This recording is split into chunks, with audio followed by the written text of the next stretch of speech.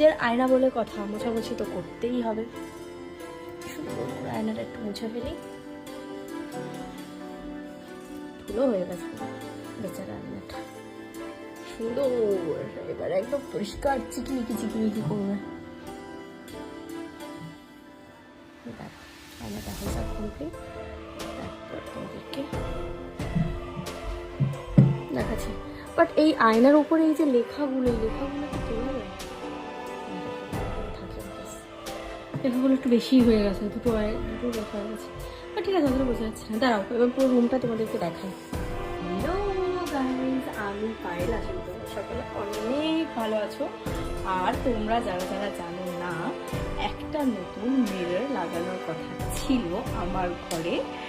তো সেই মিররের কাজটা পুরোপুরি কমপ্লিট। আর দেখো কত সুন্দর ক্লিয়ার আর সুন্দর কুচু কুচু আসছে। আমি প্রচণ্ড হ্যাপি।